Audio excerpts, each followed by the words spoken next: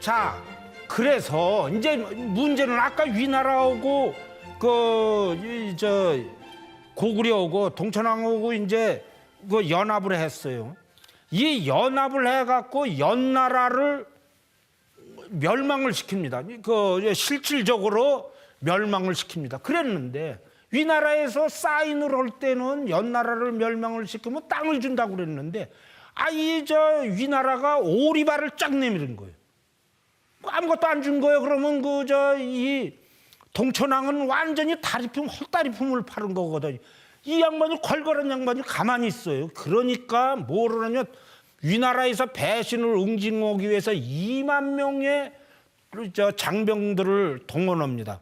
이때 무슨 말이 있느냐면 고구려에서 왕이 보기병 2만을 비류수로 위쪽에서 방어하며 이 위나라를 공격을 해서 적 3,000명을 죽였다. 이때의 유명한 계마무사 5,000명을 동원을 합니다. 고구려가 그와 같은 것이 됩니다. 이런데 역사는 말이에요. 항상 잘 적어놓지만 이렇게 잘 나갈 수만은 없어요. 동천왕이 그냥 이 위나라를 배신을 해서 그냥 완전히 피박살을 내갖고 이 엉망진창이 됐는데 이때에 중국의 유명한 광구검, 뭐 역사책에 이제 나오죠. 광구검이라는 사람이 상당한 전략가인데 조금 이따 적어라지만 계마무사가 이 탱크기 때문에 들어올 때에 항상 뭐냐면 보병하고 같이 가야 됩니다. 탱크가 항상 보병하고 같이 가야 하는데, 그런데 동천왕이 이 광구검이 도망을 패주를 하니까 이거를 패주할 때 박살을 내야 된다고 하면서 보병이 없이 그냥 그대로 계마무사를 진격을 하다가 완전히 피박살이 납니다. 그러니까 이 고구려의 계마무사가 전멸을 합니다. 이 당시에 전략의 미스로. 그래서 어떻게 되느냐면 뭐 잘 아시겠지만 국내성이고 뭐 이런 데가 이제 이 광구검이 반격을 해서 고구려가 엉망진창이 돼서 국내성이 아주 초토화가 되고 뭐 수없이 동천왕이 이제 도망을 가죠. 저쪽에 한경도 쪽으로 도망가는데 이때에 여러 가지 고구려의 저력으로 해갖고 국내성이 점령이 됐는데도 400여 년간은 고구려가 버티죠. 그래갖고 이제 광개토대왕 장수왕 이런 얘기가 나온다. 이제 그런 얘기가 돼서 고구려의 저력이 중국하고 맞짱을 떠갖고 해서 한치도 이제 밀리지 않았다, 이런 얘기입니다. 그러면 고구려가 어떻게 밀리지 않을 수가 있었느냐, 이제 인원도 적고 먹을 것도 없다고 그러는데 내용적으로 땅은 크고,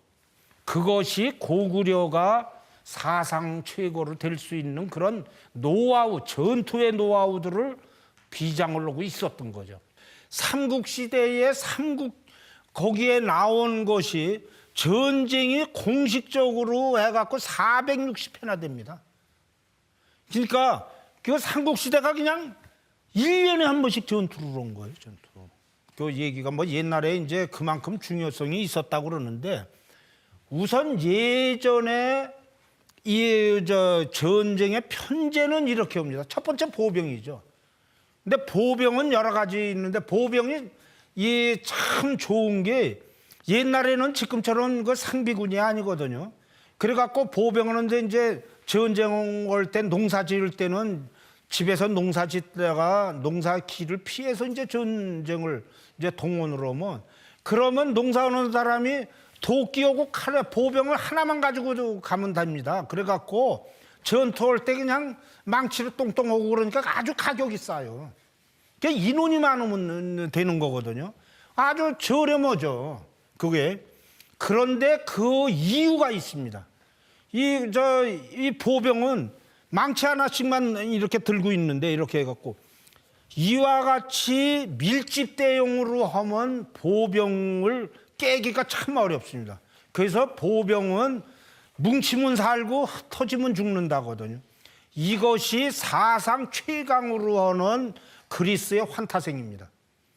그리스의 환타생은 120명 정도를 일개 중대로 이렇게 하는데 한 6m 정도를 긴 걸로 해요.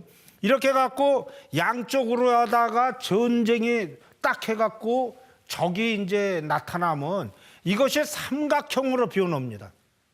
삼각형으로 변해갖고 앞에서 이렇게 쭉 그리고 사방자 삼면을 다 막죠.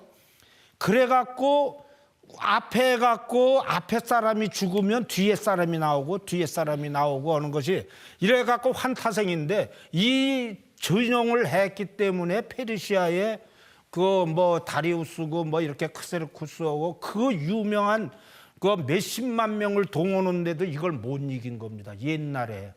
그러면 이랬을 때의 환타상에서 이와 같이 하는 건 밀집방요진이 역사상 그리스가 단 한 번도 패배를 안 했다는 겁니다.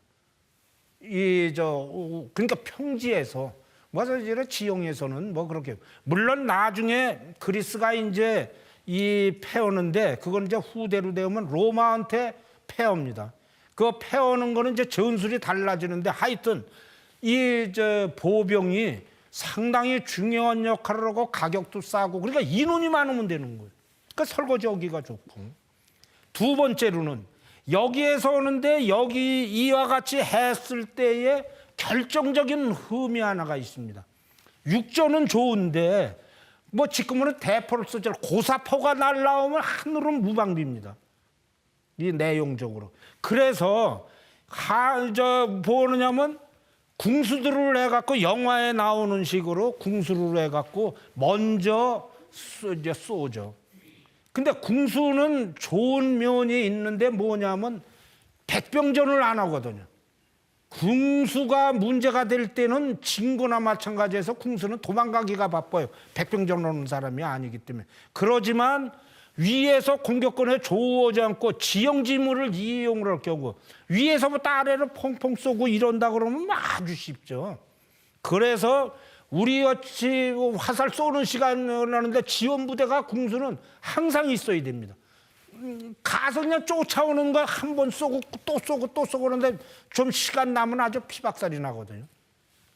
그래서 화살 모자라서 궁수하고 보병하고 이렇게 해야 되는데 우리 이 한민족은 바로 이거를 인원이 적으니까 이거를 저으려고 했습니다.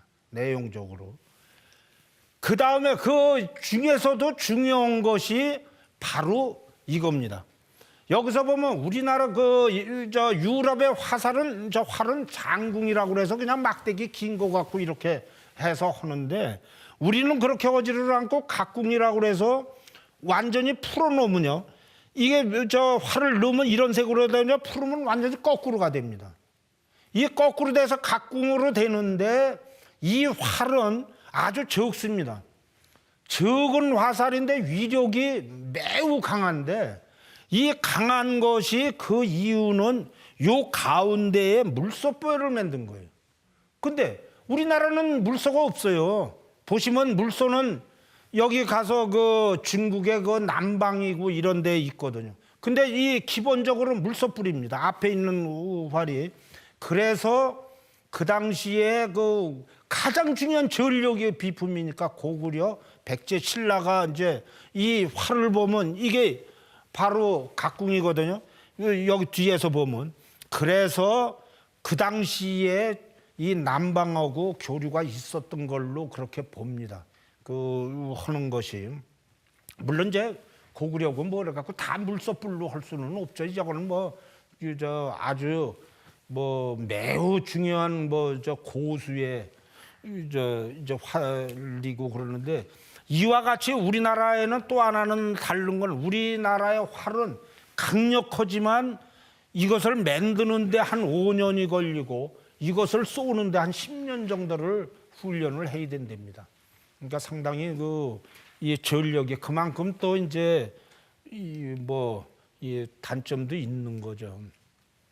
자, 이런 다음에 세 번째로는 그 다음에는 개마무사점 이 얘기를 할 때 보병하고 궁수하고 그 다음에 기마부대들이 나오는데 우리나라에서 고구려가 사상 최강으로 될 수 있는 데가 그 개마무사를 만들었다는 거죠.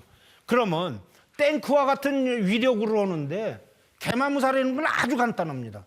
영화에서 보면요, 말을 타고 오면 그 서부국이라든가 그런 거 갖고 곤충을 빵빵 쏘면 사람만 맞아 죽어요. 근데 말도 안 돼요. 화살로 해도 사람만 맞아 죽어요.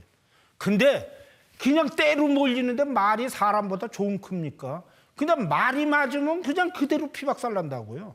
그 영화에서나 잘 아시겠지만 그냥 한 번 쏘면 꼭 뭐 그 장군만 맞아 죽고 그러잖아. 그리고 그 피스톨 딱 쏘면 말이에요. 나쁜 나라 팀만 맞고. 근데 그럴 리가 없습니다. 그래서 만든 것이 뭐냐면 사람은 갑옷을 하는데 제일 중요한 것이 말도 갑옷을 만들어야 됩니다. 이것이 개마무사죠. 그런데 보면 개마무사는 탱크거든요. 그 탱크로 이렇게 해갖고 밀집을 해서 보병이 밀집을 하는데 개마무사가 말로 해갖고 창들 긴 창으로 밀집으로 온다면 그건 아주 그냥 공포입니다. 그 내용이. 그래서 이 고구려는 이 개마무사를 위주로 했습니다. 그래서 일단 개마무사가 출동을 했다 그러면 무조건 이기는 겁니다.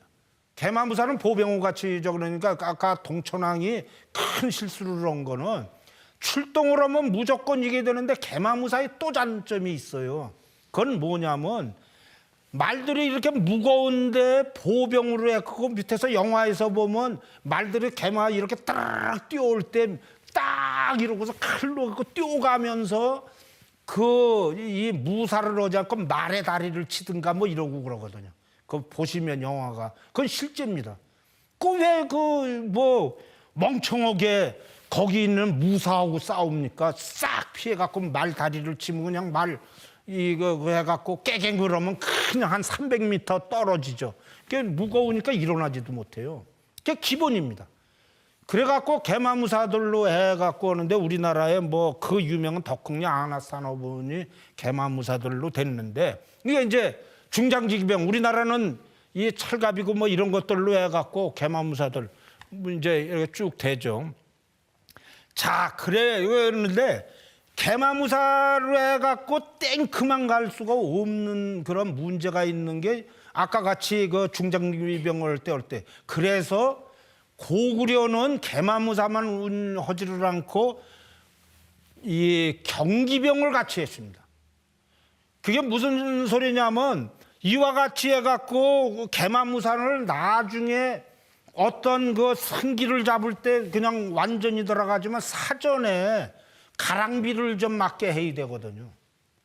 그래서 경비병으로 해갖고 경장비병으로 같이 나가갖고 그래서 보병이 있으면 쫙 가갖고 말로 타고 가서 그냥 평평 던져요. 그러면 어디서 맞으면 그 전력이 약화가 되고 그렇게 합니다. 그래갖고 걔네들이 뭐 전력이 좀 세갖고 쫓아오고 그러면 말 타고 도망가고 경기병이니까.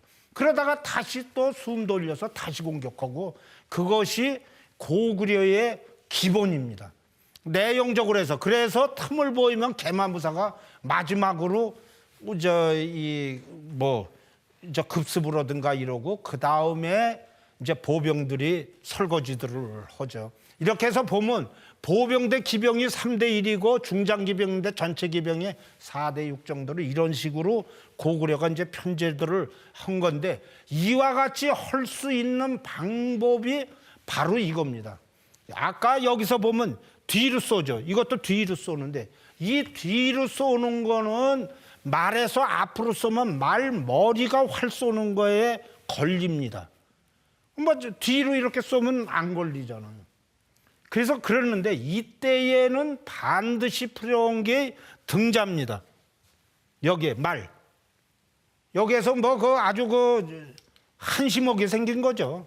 한심한 거에서 그 말 그 이렇게 발 이렇게 받침 해갖고 하는데 이것이 그 뭐 흉노가 개발한 걸로 그렇게 알고 있습니다. 저희 쪽에서 뭐 한 거죠. 활들이 좀 다르죠. 아까 말씀은 우리 화살들이 이렇게 됐다 뭐 이렇게 하죠. 그런데 그 이제 강력한 고구려의 개마무사 하는 것이 서양에서는 개마무사가 상당히 늦게 나옵니다. 동천왕 때가 200년도에 되고 고구려 처음 전에 1000년 후에 나옵니다. 그 내용 자체가. 그 내용을 보시면 고구려가 얼마나 큰 전력을 갖고 있었다는 걸 알죠. 자, 이와 같은 기본 전력을 갖고 고구려는 중국하고 수없이 전투를 하고 이렇게 해서 두 가지의 결정적인 전술을 개발을 했습니다. 이것이 결국은 중국의 그 수많은 전투, 수많은 그러한 그 인원이 해서 공격을 해도 고구려가 버틸 수 있었던 그 전쟁의 노하우를 갖고 있었는데, 그거는 뭐냐면 적은 인원으로 효과적으로 적을 막을 수 있는 방법입니다. 이것이 첫 번째는 활을 쏴서 그러니까 육박전을 안 한다는 거죠. 그 첫 번째가. 그래서 그 대신 물론 이제 지원 세력을 항상 가져야 되고, 그 다음에 두 번째로는 고구려의 천연 자원이 뭡니까? 그냥 산악지대죠. 그 산악지대 이것을 거점으로 최대한 활용해서 거점마다 이와 같이 그 산성을 만들어서 그 산성에서 차단을 오게 만듭니다. 그래서 지형지물을 하는데 고구려가 무려 200개나 산성을 만들어 갖고, 사실 고구려는 이 산성의 나라입니다. 그래갖고 산성 전투를 기본으로 했습니다. 그러니까 길목을 막아놓으니까 니네들 박박해라 이거죠. 그러니까 인원들이 많이 와서 그래갖고 거기서 퐁퐁 위에서 화살 쏘고, 그러고 문제가 되면 철수를 하고 이런 거죠. 그 다음이 중요한 것이 고구려가 사상 최강이 될 수 있는 게 청야전투입니다. 이 청야전투는 공격군의 소모전을 유도해야 자준 철수하도록 하는 건데, 이 두 가지가 고구려를 이 중국이라든가 이런 외침에 맞도록 할 수 있는데, 우선 이 산성전서부터 설명을 드리죠. 산성은 고구려가 그야말로 징그러울 정도로 그래서 지금 고구려에 있는 산성들은 지금도 많이 남아있는 건 철저했었습니다. 뭐냐면 겉쌓기, 속쌓기, 들여쌓기, 내어쌓기, 육합쌓기, 쐐기꼴쌓기, 도렘, 마술사와 같이 하고, 이와 같은 거 한민족의 전염에는 치성을 공격을 할 수 있는 거, 이런 거를 산성으로 해서 아주 전략방어적인 데다 항상을 만드는 거죠. 이 고구려. 그래서 이런 걸 딱 보시면 우리 그 남쪽해의 산성하고 많이 다릅니다. 고구려적이. 그런데 이제 여기 저쪽에 서울시 이런 쪽에 있는 건 고구려 성이라고 이렇게 보는 게 바로 이런 것이 나오기 때문에 그러죠. 물론 우리나라의 백제신라도 나중에 이런 걸 도입을 했습니다. 기초적으로. 그래서 아까가 이제 그렇게 위가 철저하게 한 다음에 그랬는데, 아니 이 수나라 당나라가 미쳤어요. 골비였습니까? 공격을 하려면 공성 장비들을 대단히들을 하죠. 이것이 수나라가 한 그 장비들입니다. 그래갖고 수나라가 고구려를 치려고 당나라가 고구려 전에 철저하게들 장비들을 갖고 와요. 그 내용을 운제 구름 사다리가 있죠. 소차가 있죠. 전호피차가 있죠. 포차, 돌멩이 빵빵 쏘는 거 있죠. 여기서 보시면 포 쏘져 사다리 올라가고 당차 그 앞에 그냥 두들기고, 삼단로 대형 활 쏘죠. 호차, 접촉기, 충차 어쩌고 저쩌고 쭉 해갖고 고구려를 침략하기로 이렇게 됐는데 성공을 못한 겁니다. 기본적으로. 그런데 이런 장비를 갖고 와도 성공을 못한 이유는 이와 같이 산성에서만 버텨갖고 되는 게 아니에요. 이 공격군의 이 막강한 그 장비들을 무력화시킬 수 있는 그러한 노하우를 가져야 됩니다.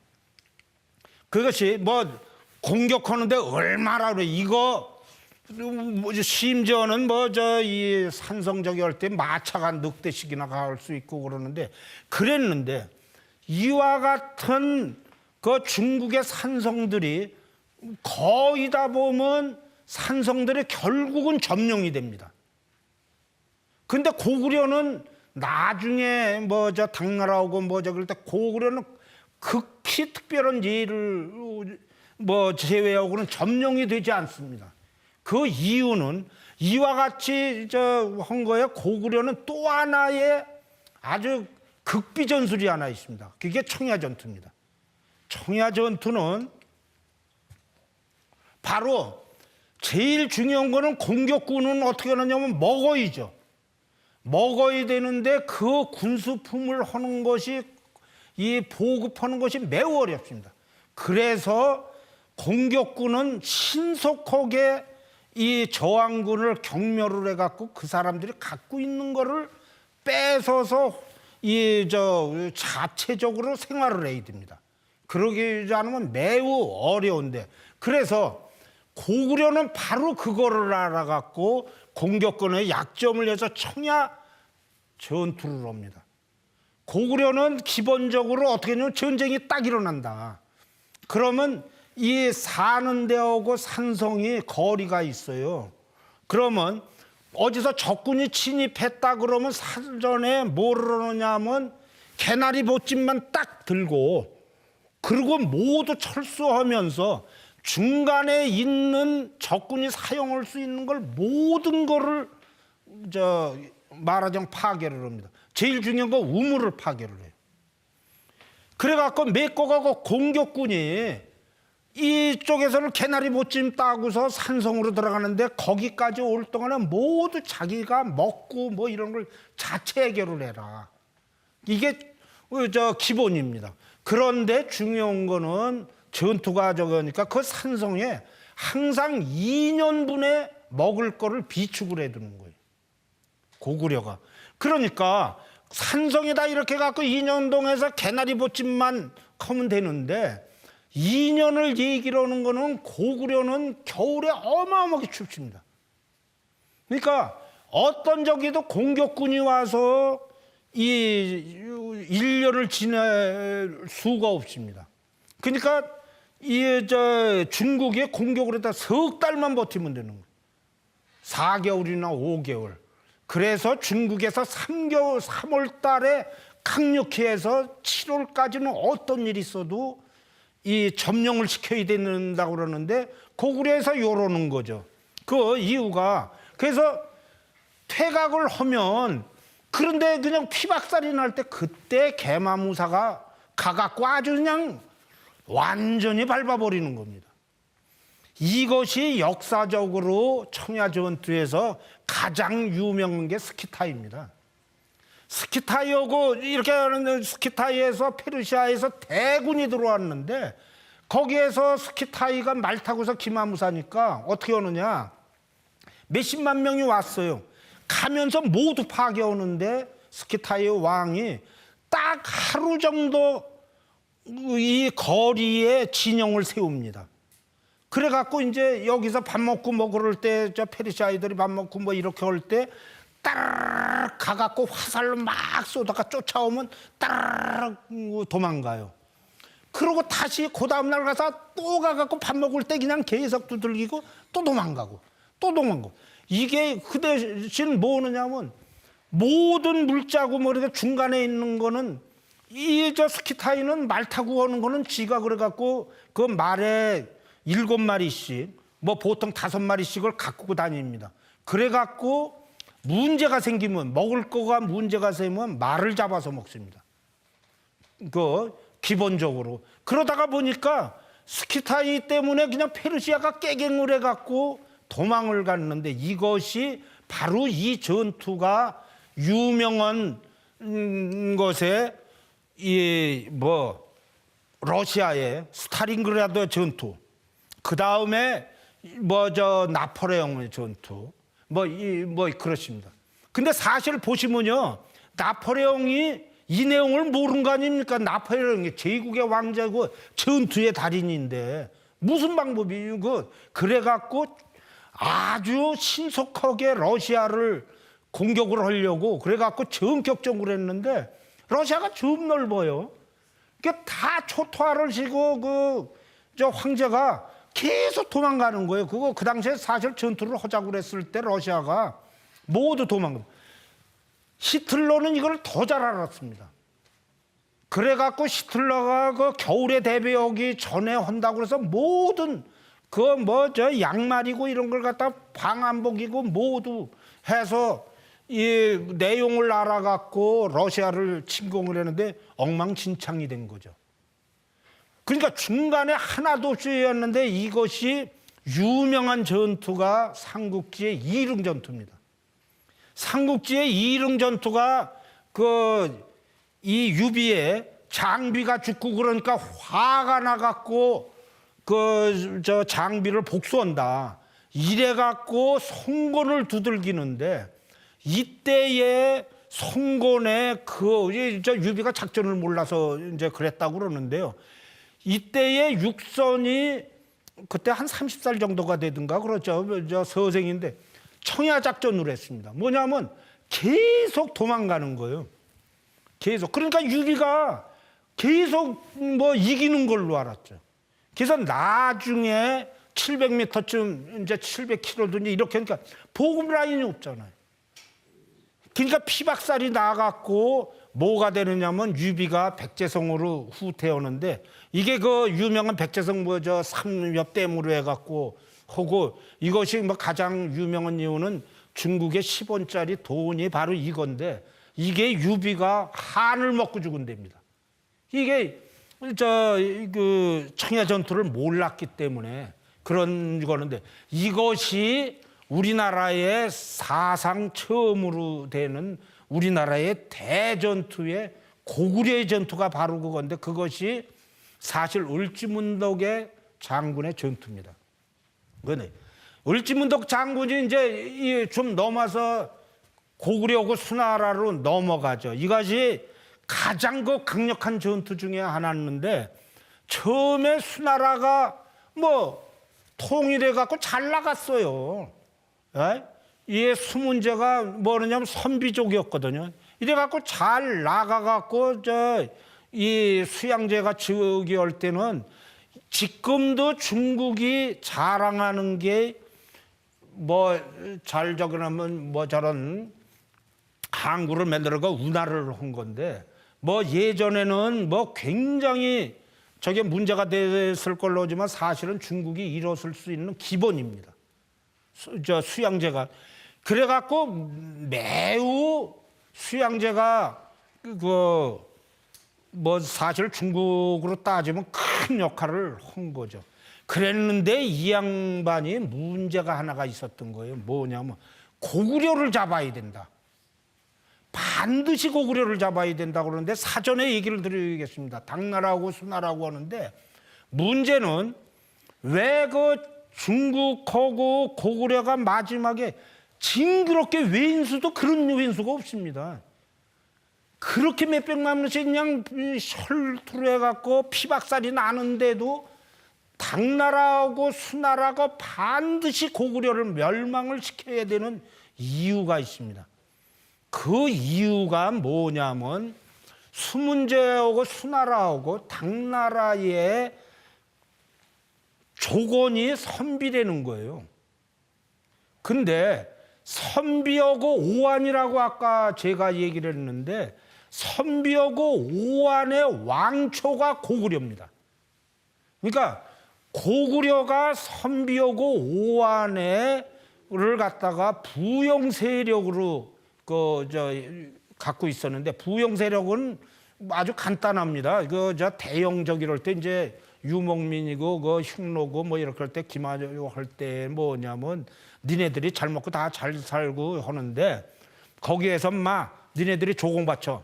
두 번째 우리가 전투할 때는 네가 군대를 보내주라. 요게 아주 핵심입니다. 그런데 이거 고구려 해갖고 흉노 쪽으로 해갖고 됐는데 이 수문제가 글쎄 중국을 먹었잖아요. 수나라가. 당나라가 중국을 먹었는데 고구려가 지 상관이란 말이에요.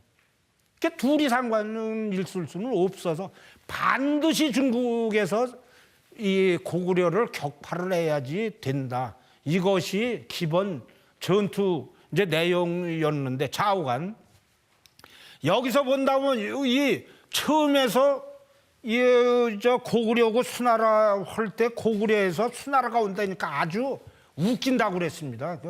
지들 아주 그냥 피박살 난다고. 근데 사실 그랬어요. 뭐냐면 수나라 장군이 장병들이 그랬더니 고구려의 강희식 장군이 그 자식들 우리가 가서 아주 박살 내자고. 여기에 그렇게 나옵니다. 뭐가 나왔느냐면 수문제가 중국을 짜샤 우리가 통일했는데 넌 자식아 와서 왜 머리를 안 좋아드리냐 이거죠. 그러니까 니는 딴 사람하고 덜리 기어 하나도 머리만 좋아드리면 내가 봐주마 그랬다고 서신을 보냈어요. 신하로 그랬더니.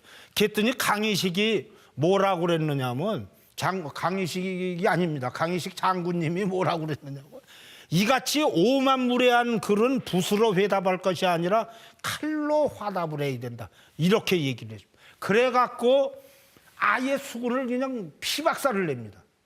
역사가 우리 나중 저기 오면 우리가 상당히 모르는 얘기들인데 모르는 게 아니라 강조를 잘 안 한 거죠. 이쪽 내용을.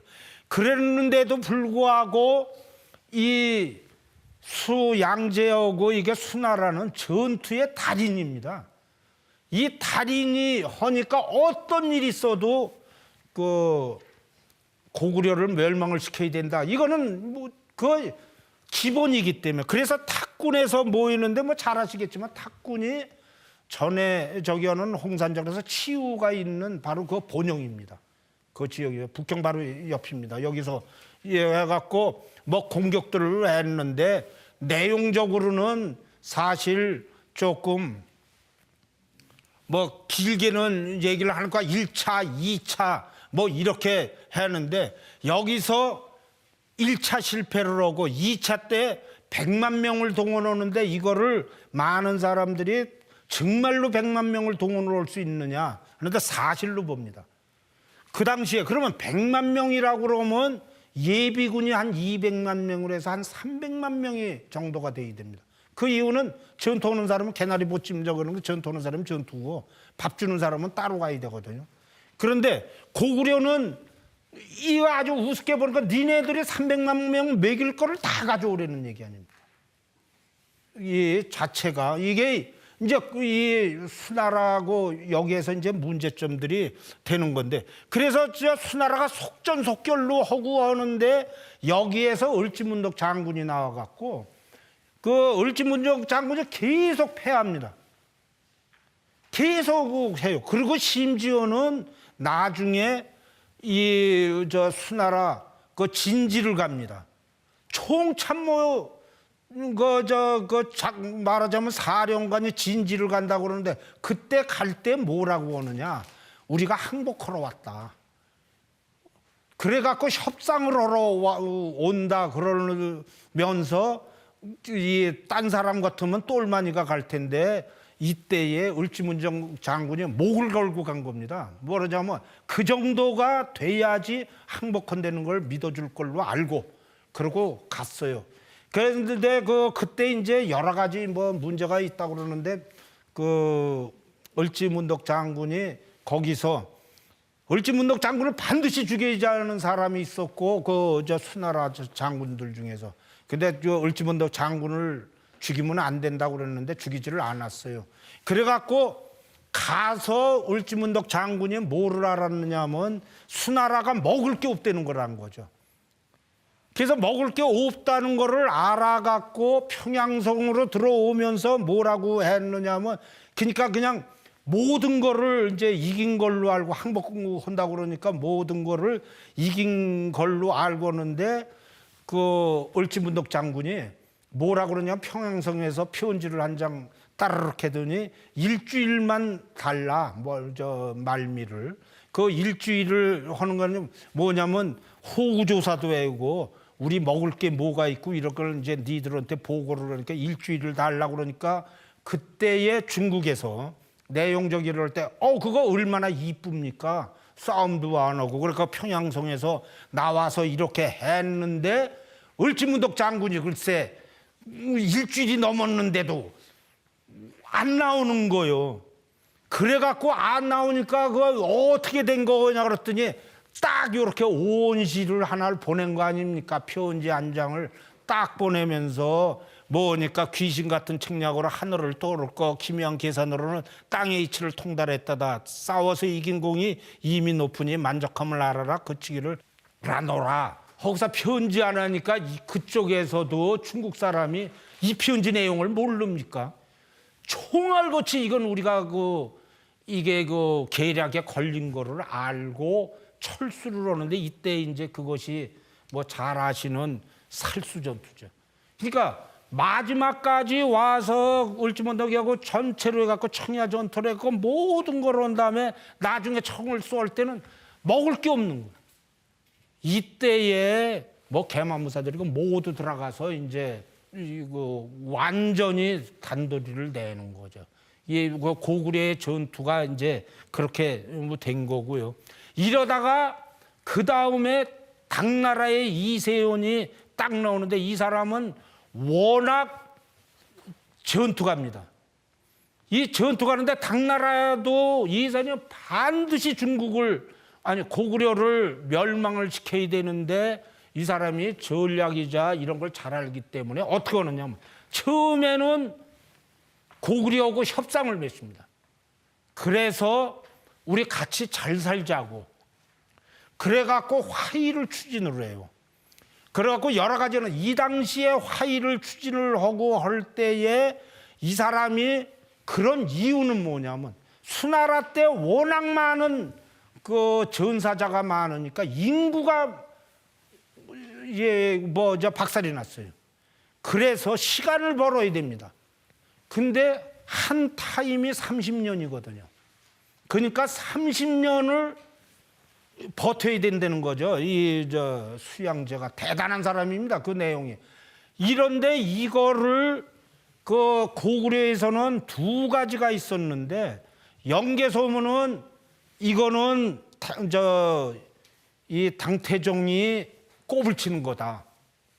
그러니까 강력히 응징을 해야 된다 그러고 이 당시에 영유왕은 아주 유명한 거무장군입니다. 그런데 영유왕은 이 당태종이 그렇게 꼽을 치는 거를 생각을 안 하고 협상을 시킵니다. 이게 이제 결국은 큰 문제점이 돼 갖고 결국은 고구려가 멸망하는 기본이 됩니다. 그러니까 전략이 영계소문이 가장 그럴 때에 영계소문은 뭐냐면 당나라가 반드시 침공을 하고 이게 후회가 된다 그래서 그 유명한 천리장성을 쌓죠. 그랬더니 지금은 천리장성이 평양 쪽으로 와 있다고 그러기도 하고 하여튼 헷갈립니다. 이때에 이 당태종이 고구려를 치는 이유는 영계소문을 응징을 하기 위해서 하는데 하여튼 그건 전략적으로 하는데 여기서 보시면 이란 성이 고구려의 백안성 같은 데 하는데 천의 요소를 들어갈 수가 없습니다. 저게 이게 옛날에 로켓가 있습니까? 내용적으로 그래서 보면 하여튼 그러지만 당태종이 보통 사람이 아니었고요. 안시성도 보면요. 이 내용적으로 해서 봤더니 안시성 들었는데 지금도 안시성이 어딘지를 못 찾습니다. 그러는데 하여튼 비정을 한다고 있다고 하는데 당태종이 아주 그냥 깨갱으로 완전히 박살이 나죠. 그렇게 나고요. 여기서 보시면 가장 유명한 게 영계소문보다는 사실은 영계소문 동생이 연계소연 여자인데 이 여자가 옛날 보면 TV에도 나오죠. 근데 영계소연이 바로 이 소연이 있었던 그런 건데 영계소문이 20전 이상이 거의 다 이 영계소연이 한 거나 마찬가지입니다. 그런데 영계소문은 단 한 번도 패배를 안 했습니다. 그 내용 자체에서 그러다가 이런 산성에 이거 어떻게 이거 징그러워서도 못 들어갑니다. 내용적으로 그랬는데 불행하게도 영계소문에 해갖고 단 한 번도 패배 없었지만 아들들이 그냥 엉망진창으로 만들었죠. 그 사전에 당태종은 이걸 알아갖고 뭐라고 얘기를 했느냐면 고구려 침공을 중지해라. 수나라처럼 당나라가 멸망을 할 수 있다. 그러고서 유언을 했습니다. 그랬는데 이 고구려가 멸망을 한 거는 그거는 내중질환으로 해서 정말 짜증난답니까? 이 고구려의 본원적으로 해갖고 선비 오한돌기가 바로 이쪽입니다. 무진천인데 뭐 한 3,000m 이상 되고 4,000m를 넘어가야 됩니다. 중국과 고구려가 징그럽게 전투를 했어요. 근데 전쟁을 하면요, 뭐가 있느냐면 항상 뭐냐면 상대방한테 지면 반드시 재침을 하고 그럴 때 이 복귀를 합니다. 자기가 왜 졌느냐. 그래서 진 거에 대해서 그 복귀를 해갖고 다시는 그런 일을 하지 않게끔 합니다. 그런데 고구려하고 징그럽게 했는데도 왜 중국이 인원도 많고 그랬는데도 그게 극복이 안 되느냐고요. 그 이유가 뭐냐면 고구려의 제철 능력, 개마무사를 하려면 개마한테 철을 입혀야 되는데 이때에 고구려의 동천왕이 철기병이 개마무사 5,000명을 동원하는데 개마무사 1인당 말갑옷이 40kg, 장병의 갑옷이 20kg, 기타 장비 70kg를 최선 70kg를 하면 사람의 2명이 타는 거예요. 말이. 얼마나. 그런데 중요한 거는 5,000명의 무장을 하려면 350톤의 철을 해서 예비를 해서 500톤을 철을 가야 되는데 이 기술이 고구려가 갖고 있는 겁니다. 중국이 그 이유가 있어요.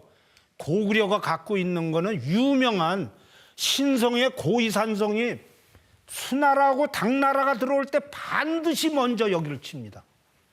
신성을. 근데 단 한 번도 중국 측에서 여기를 점령을 못했어요. 지금 가서 보니까 이 고이산성이라고 아주 그 비석도 쓰러져 있고 뭐 그러는데 이것이 여기가 무슨냐면 세계에서 가장 유명한 무슨 탄광하고 철광산지입니다. 저기 가면 그냥 길이 다 까매요. 그 석탄적이기 때문에. 그러니까 중국에서 이 석탄산지하고 이 철광을 하니까 제일 먼저 거기를 격파를 해야 되는데 고구려가 이거는 끝까지 버틴 겁니다. 그러니까 개마무사를 중국에서 만들 수가 없는 거예요. 그 다음에 기술적으로 보면 뭐 여러 가지가 있죠. 우리의 뭐 철들이고 그러다. 우리는 징그럽게 많습니다. 가야신라 제철 기술을 이렇게 징그럽게 하는데 그거는 노하우들을 갖고 있었던 거고요. 내용에서 심지어는 우리가 이 수수를 쓰고 그런 게 조금 다릅니다. 내용에서 질 좋은 철을 만드는 기술을 갖는 것도 좀 다르고 그러니까 그 유명한 칠지도가 나오고 그러는 거죠. 여기서 다시 한번 말씀드리면 중국에서 이 무슨 탄광을 정복을 못했기 때문에 결국은 이 수나라 뭐 이렇게 해갖고 계속 고구려한테 밀린 겁니다. 그 내용 자체가. 그러니까 혈투를 해서 했는데 불행하게 요것도 난딱 갖다 줘갖고 지금 이거 뭐 세계에서 가장 유명한 탄광하고 철광산지입니다. 뭐 어마어마하죠 여기. 여기 뭐 가서 보면 우리 같은 구멍탄도 갖고 있고요.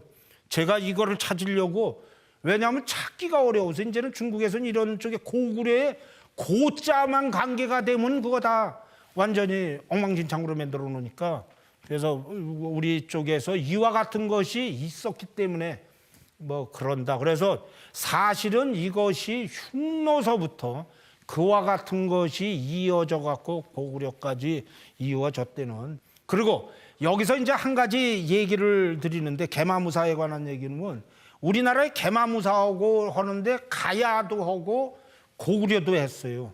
근데 가야가 상당히 강력한 데였습니다. 그 강력한 데였는데 가야하고 고구려하고 이 맞짱을 떴어요. 남쪽에서 그 광개토대왕 그 뒤에서 맞짱 떴는데 고구려가 이기고 그 가야가 진 이유가 있습니다. 그거는 여기서 보시는 갑옷의 차이입니다. 그 내용 자체. 이게 전투하는 지역에서 고구려는 워낙 그 중국하고 이런 데서 전투의 노하우들이 저길 내 갖고 여기서 보면 찰갑옷입니다. 이게 고구려 거죠. 근데 우리들 많이 보는 건 밝은 갑옷입니다. 이 자체가 좋다 나쁘다가 아니라 지형상에서 이 판갑 어떻게 대형 지형들이 나가다 그러면 이게 상당히 좋다고 그럽니다. 나름대로. 그 저 부상도 좀 안 오고 그런데 우리나라의 그 저 남쪽에서 지형이 엉망진창 아닙니까? 길 이렇게 좁고 할 때는 유연성이 이게 저기 뭐 무기를 들고 뭐 이런 게 유연성이 있고 뭐 그러는데 이때의 가야가 고구려의 저 백전노장의 실력들을 모르고 동천왕처럼 개마무사를 이 저 밀집대용으로 공격을 한 겁니다. 그 당시에는 이 가야 쪽에 상당한 전력을 갖고 있었다고 그래요. 그런데 이 고구려의 이쪽 팀한테 그 뭐 이게 뭐 무겁고 그래서 그랬다고 그러네요. 그건 뭐 저 그래도 남쪽에 와서 한 얘기입니다. 그래서 이걸로 사실은 고구려하고 흉노적이었는데 제가 그 마지막으로 얘기를 드린다고 그러면 고구려가 흉노입니다. 그래서 사상 최강이 될 수 있는 내용을 쭉 해갖고 그런데 그 흉노 쪽에 있는 최첨단 기술들을 고구려는 확보하고 있었던 겁니다. 그 뭐 철기라든가 이렇게 만드는 기술이 그 뭐 금방 될 수 있는 거는 아니죠. 그와 같은 것을 해서 사상 최강이 돼갖고 뭐 사실 한국 사람이 고구려 하면 존심이 좀 조금 있죠. 이 존심 갖는 거를 뭐 그 결국은 이제 멸망은 했습니다만은 옛날에 그와 같은 거를 다시는 재반복 안 하는 작업을 하도록 하면 그러면 상당히 좋을 걸로 생각을 하고 이것으로서 제 오늘 설명을 마치도록 하겠습니다. 이상입니다.